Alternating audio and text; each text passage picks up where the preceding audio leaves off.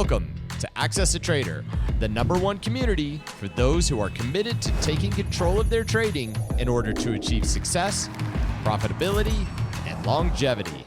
Thank you for joining us.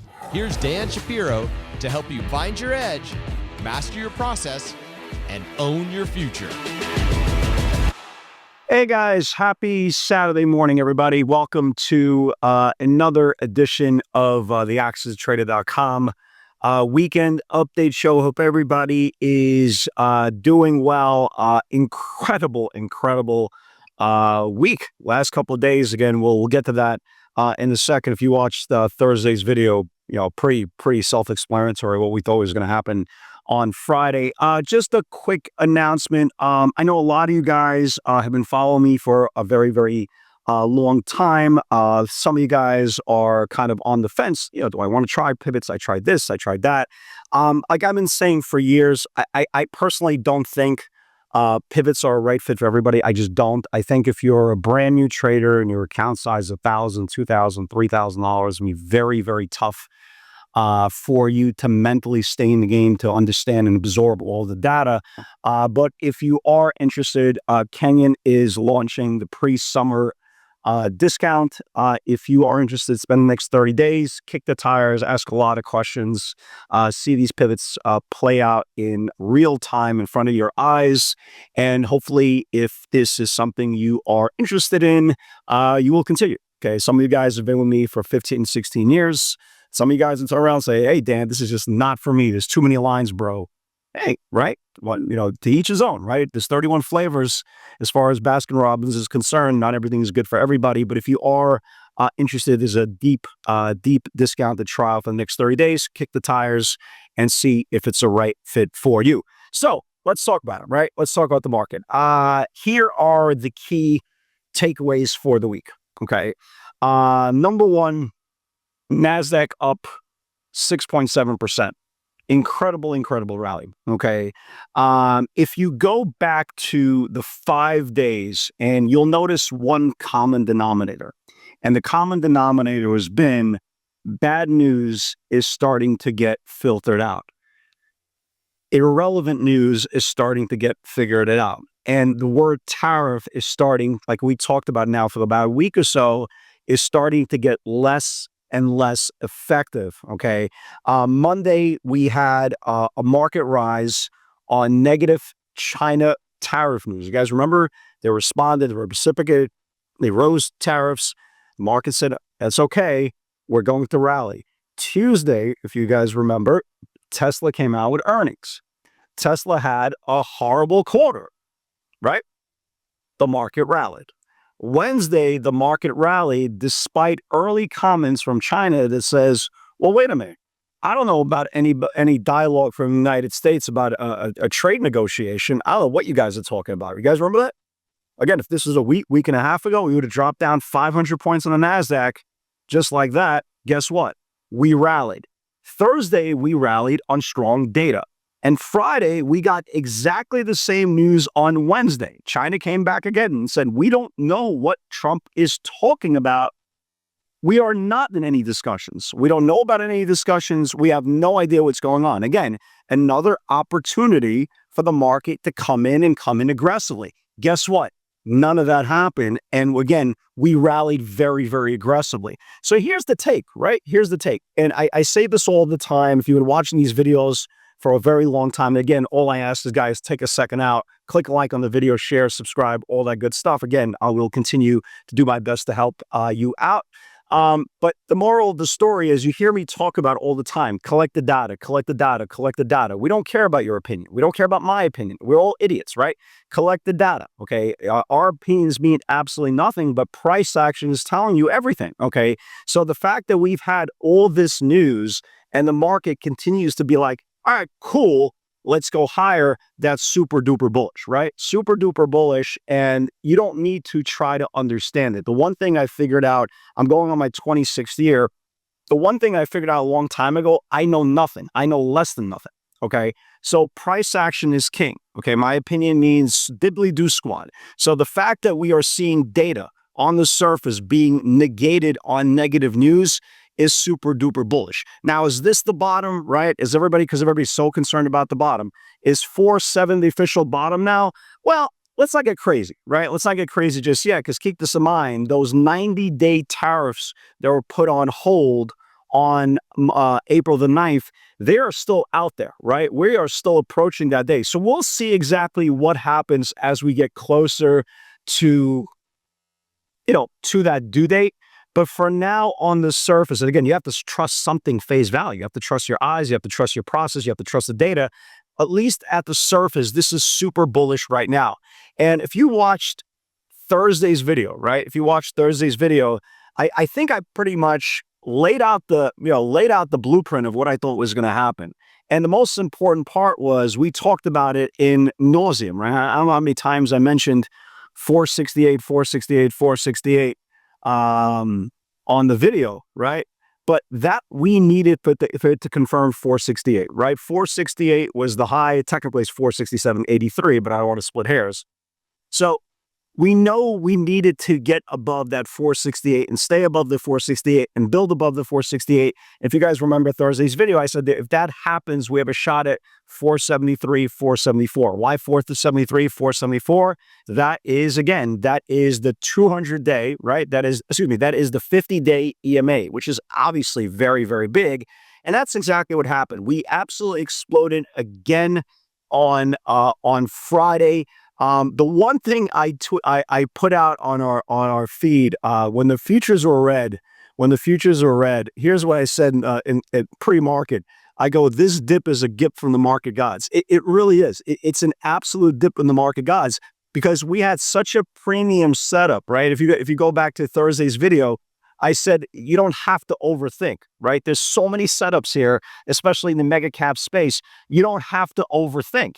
So the fact that Google came out with really, really good earnings and everything was flying after hours on Thursday, I was like, oh no, here we go. Now we have to buy strength and chase and blah, blah, blah, blah, blah, blah, blah. But we didn't get that, right? We didn't get that. We got a dip in the morning pre-market, and I go, wow, this is an absolute gift. And I think if it's going to happen, what I think is going to happen, the market should do really, really well. And, we talked about it, right, guys? We talked about, pretty much everything. I gave you guys the levels on the Qs, right? Here it is. Qs, 467.83 has to confirm the 49 eyes. We are now at the 50-day EMA at 73, right? Really, really good move. We talked about Amazon on the nightly video. Amazon 187.50 needs to build. Again, we saw some 190s coming in for next week. We saw some 195s coming in for the following week. Had a beautiful move, absolutely beautiful move. Here it was Amazon.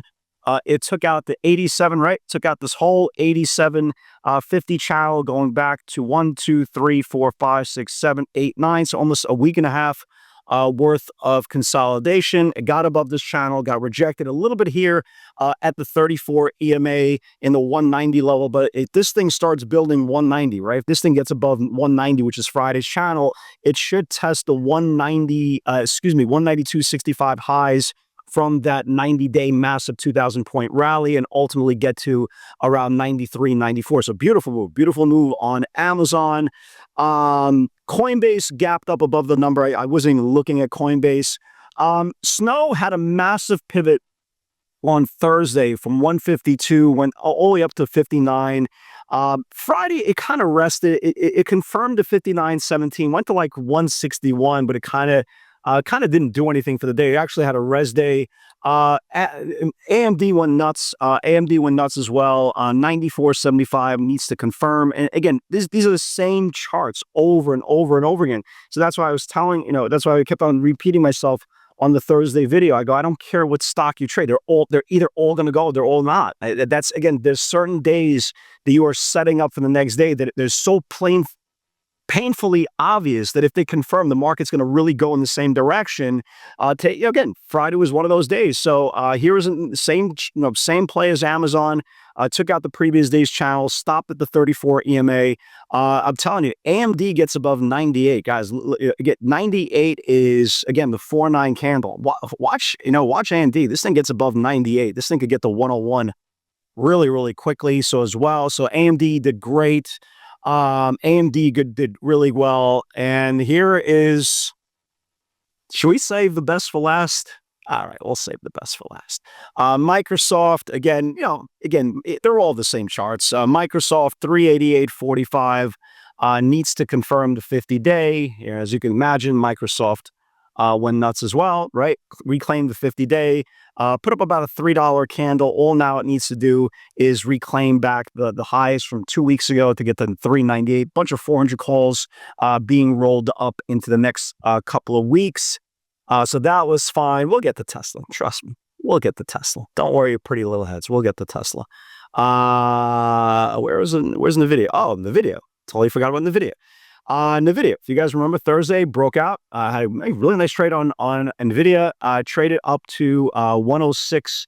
Traded up to 106.54. So NVIDIA, just like every other stock we just talked about, 106.54, 106.80 to 416 highs, needs to confirm. They started peppering, guys. When I'm talking about peppering, they started peppering next week's the 5.2 and the 5.16 expiration of the 115 calls. I mean, they were just pounding. That's what she said.